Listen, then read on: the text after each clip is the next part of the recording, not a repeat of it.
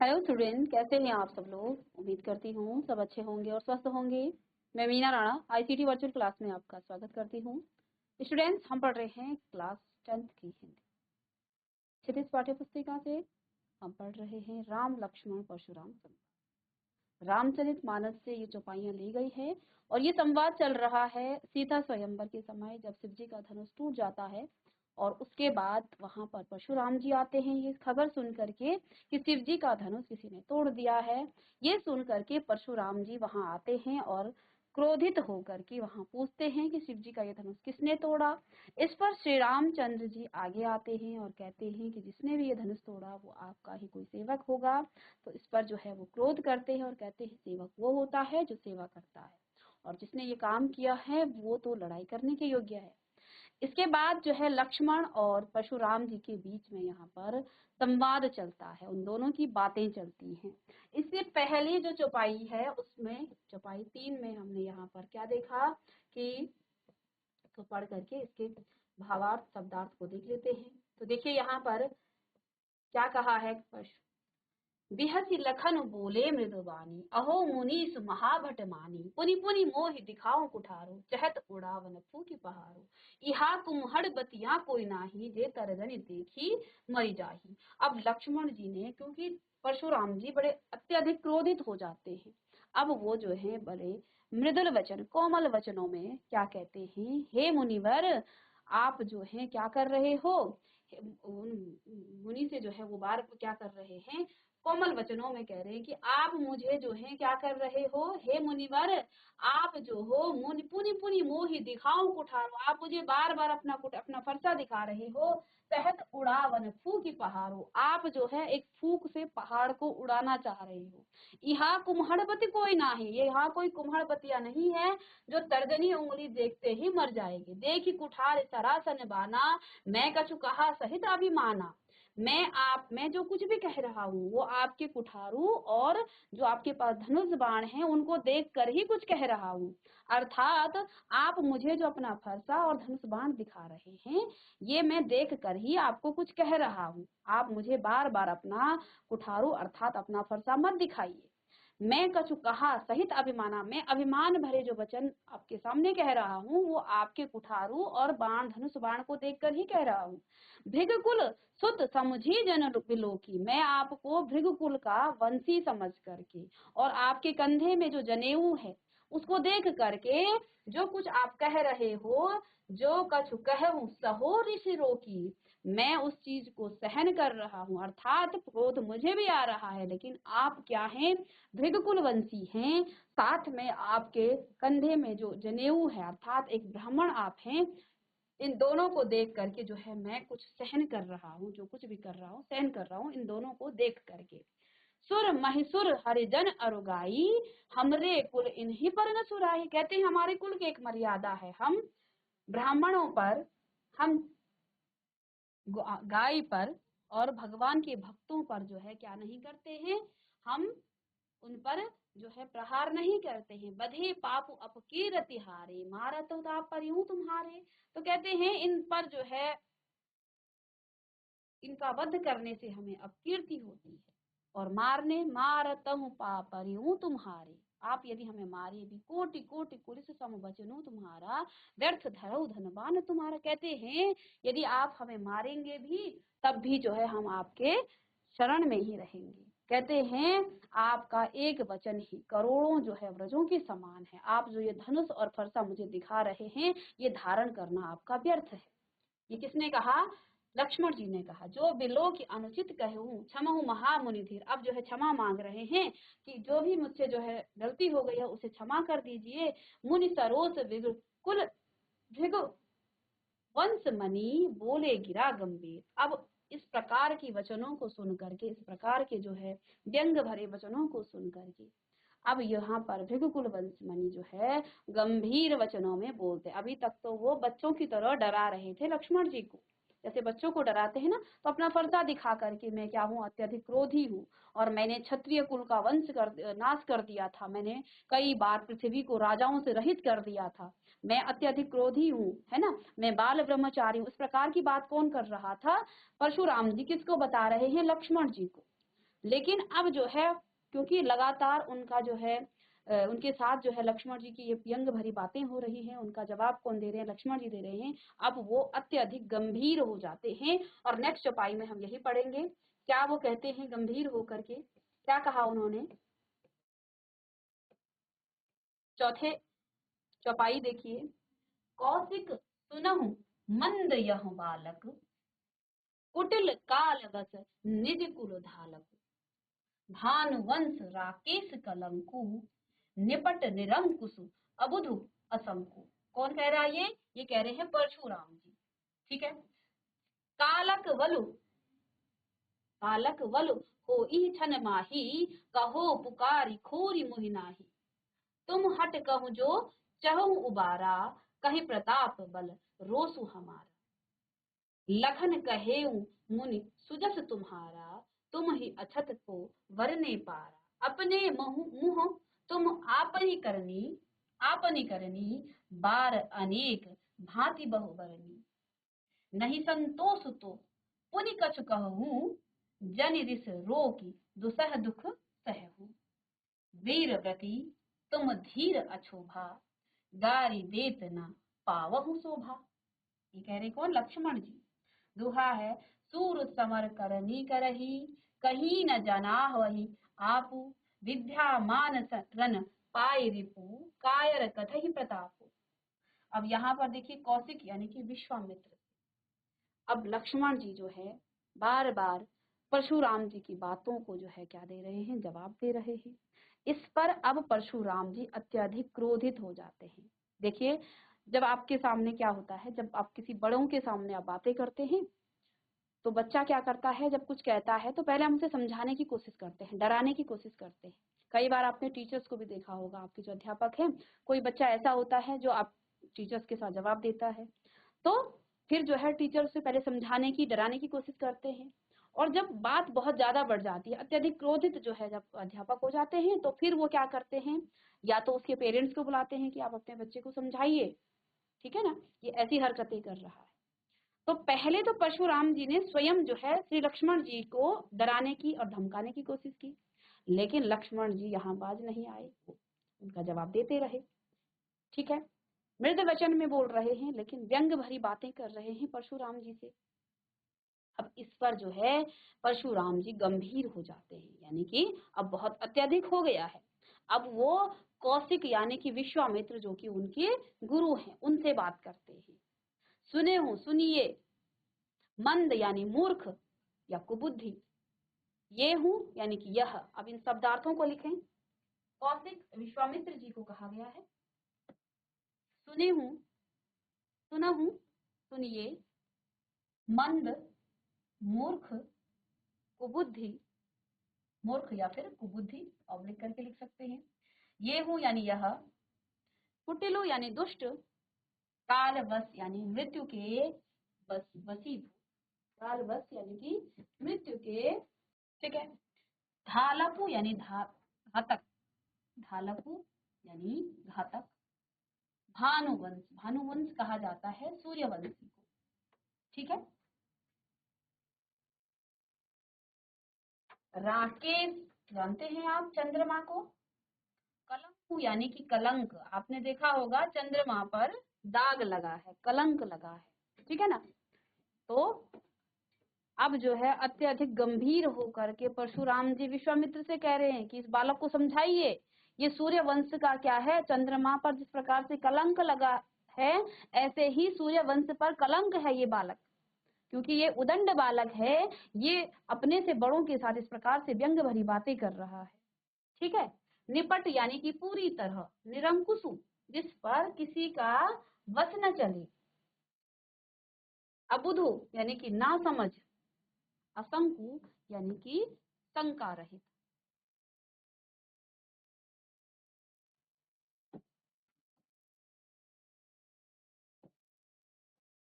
कालक वलु यानी कि काल का ग्रसित या मृत, काल का ग्रसित या मृत। क्षण माही यानी कि क्षण भर में। खोरी यानी कि दोष। हट कहूं यानी कि रोको। उबारा अर्थात बचाना। सुजसु यानी कि सुयस या सुकीर्ति, सुजसु सुयस या सुकीर्ति। अछत यानी कि आपके रहते हुए, अछत अर्थात आपके रहते हुए। वर्णे यानी कि वर्णन, वर्णे अर्थात वर्णन। तो लिखेंगे सभी शब्दों के नीचे उनके अर्थ लिखिएगा। सुजसु यानी कि सुयस या सुकीर्ति, अछत यानी कि आपके रहते हुए, वर्णे अर्थात वर्णन, पारा यानी कि दूसरा, करनी अर्थात काम। तो शब्दों के नीचे ही आपने उनके अर्थ लिख लेने हैं, ठीक है। आप चाहें पेंसिल से लिख सकते हैं। और वर्णी यानी कि वर्णन किया है। दुसह, इसको सहा न जाए, असह, ठीक है। वीरव्रती यानी कि वीरता का व्रत धारण करने वाला, अक्षोभा यानी कि क्षोभ रहित, गारी अर्थात गाली, सूर यानी कि सूरवीर, समर यानी कि युद्ध, ठीक है, रण यानी युद्ध, कथही अर्थात प्रतापु, प्रताप की डिंग मारना, कथही प्रतापु, प्रताप की डिंग मारना, ठीक है। तो सभी शब्दार्थ शब्दों के नीचे उसका अर्थ लिखिएगा। तो देखिए यहाँ पर क्या बातें यहाँ पर हुई। इस चौपाई में लक्ष्मण जी की व्यंग भरी बातों को सुनकर जी परशुराम जी विश्वामित्र जी को उन्हें समझाने को कहते हैं, और साथ ही साथ यह भी कहते हैं कि अगर लक्ष्मण जी चुप नहीं हुए तो इनके परिणाम का दोष उन्हें न दिया जाए। परंतु लक्ष्मण जी इसके बावजूद भी परशुराम जी पर व्यंग कसते जाते हैं। तो देखिए, जैसा कि मैंने इससे पहले कहा कि जब बच्चे को हम हैंडल करने की सोचते हैं कि इस बच्चे को मैं डरा धमका करके चुप कर लूंगी, लेकिन वो बच्चा लगातार जब इस प्रकार की बातें कर रहा है, अपने से बड़ों के साथ जो है इस प्रकार की बातें कर रहा है, तो तब जो है परशुराम जी जो है विश्वामित्र जी से कहते हैं कि आप इस बालक को समझाइए, इसे मेरा प्रताप बताइए कि मैं कितना क्रोधी ऋषि हूँ, ठीक है। तो इस पर भी जो है लक्ष्मण जी इसके बावजूद भी उन पर व्यंग कसते हैं, ठीक है। अब देखिए व्याख्या में क्या कहा है, लक्ष्मण जी की व्यंग भरी बातों को सुनकर परशुराम जी को और क्रोध आ गया, और वह विश्वामित्र से बोले, हे विश्वामित्र, यह बालक लक्ष्मण बहुत ही कुबुद्धि और कुटिल लगता है। क्यों? क्योंकि वो एक ऋषि से, अपने से बड़े से जो है इस प्रकार की बातें कर रहा है, और यह काल अर्थात मृत्यु के वश में होकर अपने ही कुल का घातक बन रहा है, यानी कि ये अपनी मृत्यु को बुलावा दे रहा है, ये मुझे क्रोध करके अपनी मृत्यु का बुलावा ये जो है दे रहा है। यह सूर्यवंशी बालक जो है चंद्रमा पर जिस प्रकार से कलंक लगा है, ये सूर्यवंश पर क्या है, कलंक है। और साथ में क्या कहा कि यह बालक जो है मूर्ख है, उदंड है, निडर है, और इसे जो है भविष्य का भान तक नहीं है, यानी कि इसे अपनी मृत्यु की डर नहीं है कि अब मैं जो हूँ अभी यह क्षण भर में काल का ग्रास हो जाएगा, अर्थात मैं इसको जो है काल के मुख में डाल दूंगा, ठीक है। तो अब इन्होंने जो है किससे, विश्वामित्र जी से बात करी, जो कि उनके गुरु थे, वहां पर उपस्थित थे। तो कहते हैं कि हे विश्वामित्र जी, इस उदंड बालक को आप समझाइए, नहीं तो मैं इसको जो है मार डालूंगा, ठीक है। अब आगे देखिए, विश्वामित्र जी से कहते हैं, मैं अभी से यह बात कह रहा हूँ, बाद में मुझे दोष मत दीजिएगा। किसे कह रहे हैं, विश्वामित्र जी से। यदि तुम इस बालक को बचाना चाहते हो तो इसे मेरे प्रताप, मेरे बल और क्रोध के बारे में बताकर अधिक बोलने से मना कर दीजिए, क्योंकि लक्ष्मण जी लगातार बोले जा रहे हैं, किससे, परशुराम जी से। तो अब परशुराम जी के बोलने पर भी वो अपनी व्यंग भरी बातों को चुप नहीं कर रहे हैं, चुप नहीं रहते हैं। इस पर जो है वो विश्वामित्र जी से बात करते हैं कि अपने इस शिष्य को समझा लीजिए, बाद में मैं इसको जो है काल के वश कर दूंगा, अर्थात इसकी मृत्यु कर दूंगा, तब मुझे दोष मत देना। और साथ में इसे मेरे प्रताप के बारे में, मैं कितना प्रतापी ऋषि हूँ, मैं कितना बलवान हूँ और मेरा क्रोध कितना तेज है, इस सब के बारे में इस बालक को तुम बता दो। ठीक है। इसके बाद भी लक्ष्मण जी क्या चुप रहते हैं? लक्ष्मण जी इतने पर भी नहीं माने। इतना सब कुछ होने के बाद भी लक्ष्मण जी नहीं माने और परशुराम को क्रोध दिलाते हुए बोले, हे मुनिवर, आपका सुयश आपके रहते हुए दूसरा कौन वर्णन कर सकता है? अब परशुराम जी ने विश्वामित्र जी से कहा कि मेरा प्रताप, मेरा बल और मेरा क्रोध, इन सब के बारे में इस बालक को बता दो। अब इस पर भी लक्ष्मण जी चुप नहीं रहे। क्या कहते हैं कि हे ऋषिवर, हे मुनिवर, आप अपना सुयश यानी अपने प्रताप, अपना बल, अपना क्रोध स्वयं ही तो आप बता रहे हैं। आपके रहते हुए कोई दूसरा उसे कौन वर्णन कर सकता है? यानी कि आप हमारे गुरुदेव से जो कह रहे हैं कि इनको जो है, इसको मेरे प्रताप के बारे में बताओ, अपने मेरे जो है बल के बारे में बताओ, क्रोध के बारे में बताओ, ये सब तो आप स्वयं कर रहे हैं, तो आपके रहते हुए कोई दूसरा कौन वर्णन कर सकता है? आप तो अपने ही मुंह से अपनी करनी और अपने विषय में अनेक बार अनेक प्रकार से वर्णन कर चुके हैं। तो यहाँ पर फिर से जो है लक्ष्मण जी ने परशुराम पर व्यंग भरी बातों को जो है वो बोलते हैं, कहते हैं आप अनेक बार जो है अपने ही जो है करनी को, अपनी बात को, अपने यश को, अपने प्रताप को तुम बोल बार बार जो है आप कह रहे हैं, तो दूसरा आपके बारे में कैसे बता सकता है? ठीक है। यदि इतना सब कुछ कहने के बाद भी आपको संतोष नहीं हुआ हो तो कुछ और कह दीजिए। कहते हैं इतना सब तो आप कह चुके हैं, अब हमारे गुरुदेव से आप और क्या कहलवाना चाहते हैं? अगर आपको अभी भी आपको संतुष्टि नहीं हुई है, आपको संतोष नहीं हुआ है, जो कुछ कहना है फिर से आप कह सकते हैं। अपने क्रोध को रोककर असहाय दुख को सहन मत कीजिए। कहते हैं कि आपको और कुछ जो कहना है सब कह दीजिए। आप वीरता का व्रत धारण करने वाले धैर्यवान क्षोभ रहित हैं। आपको गाली देना शोभा नहीं देता है। कहते हैं आप इस प्रकार से गाली दे रहे हैं, ये आपको शोभा नहीं देता है। और साथ में लक्ष्मण ने क्या कहा? जो सूरवीर होते हैं वे व्यर्थ में अपनी बढ़ाई नहीं करते, बल्कि युद्ध भूमि में अपनी वीरता को सिद्ध करते हैं। अर्थात फिर से वो व्यंग कस रहे हैं परशुराम जी पर कि आप अपने आप को कहते हैं सूरवीर हूँ मैं, प्रतापी हूँ, लेकिन उन्होंने कहा जो सूरवीर होते हैं वो अपनी बढ़ाई नहीं करते, बल्कि युद्ध भूमि में अपनी वीरता को सिद्ध करते हैं और शत्रु को युद्ध में उपस्थित पाकर भी अपने प्रताप को व्यर्थ की बातें करने वाला कायर ही हो सकता है। यानी कि अब उन्होंने परशुराम जी को क्या कहा कि आप कायरों की तरह जो है व्यवहार कर रहे हैं, उनकी तरह जो है तुम्हारा क्या है व्यवहार है। अर्थात युद्ध में अपने शत्रु को सामने देखकर अपनी झूठी प्रशंसा तो कायर करते हैं, ये उन्होंने परशुराम जी से कहा। तो आप इसके व्याख्या को लिखिएगा। चलिए पहला पैरा लिखेंगे, नेक्स्ट पैरा को लिखेंगे।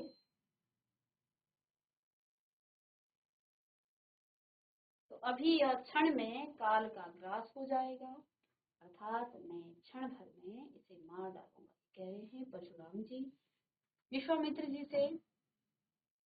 लक्ष्मण जी और श्री राम जी के जो गुरु हैं उनसे बात कर रहे हैं। मैं अभी से यह बात कह रहा हूँ कि बाद में मुझे दोष मत देना, ठीक है ना? और साथ में कहते हैं इस बालक को यदि तुम बचाना चाहते हो तो इसे मेरे प्रताप के बारे में बताओ, मेरे बल और क्रोध के बारे में बताकर अधिक बोलने से मना कर दो। ठीक है।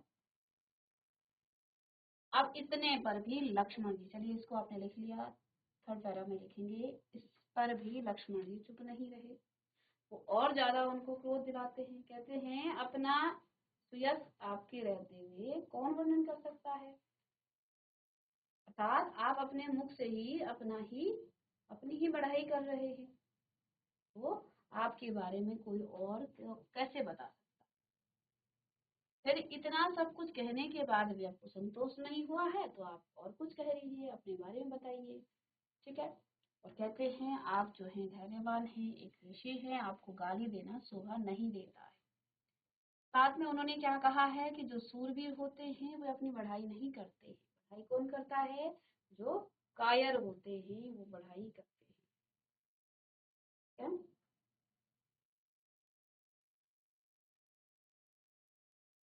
अब यहाँ इस पंक्ति में क्या भावार्थ है? लक्ष्मण जी जब परशुराम जी का अपमान किए जा रहे थे तब परशुराम जी ने लक्ष्मण जी को शांत करवाने के लिए विश्वामित्र जी को कहा, क्योंकि परशुराम जी नहीं चाहते थे कि वे क्रोध में कुछ अनर्थ कर दें, किंतु लक्ष्मण जी परशुराम जी पर जंग करते जा रहे थे। इस चौपाई से हमें यह भी ज्ञात होता है कि परशुराम जी का जो क्रोध है वो व्यवहार संपूर्ण जो है संसार में विख्यात था, ठीक है, किंतु लक्ष्मण जी इससे जो है अनजान थे और वे अनजाने में ही परशुराम जी के साथ ऐसा व्यवहार कर रहे थे, ठीक है।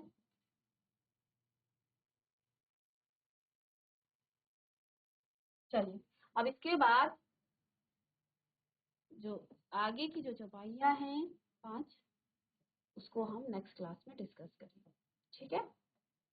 तो चलिए, इसके शब्दार्थ आप लिखिएगा, साथ में इसके भावार्थ, प्रसंग और व्याख्या को आप करिएगा। मिलते हैं नेक्स्ट लेक्चर में, तब तक के लिए थैंक यू।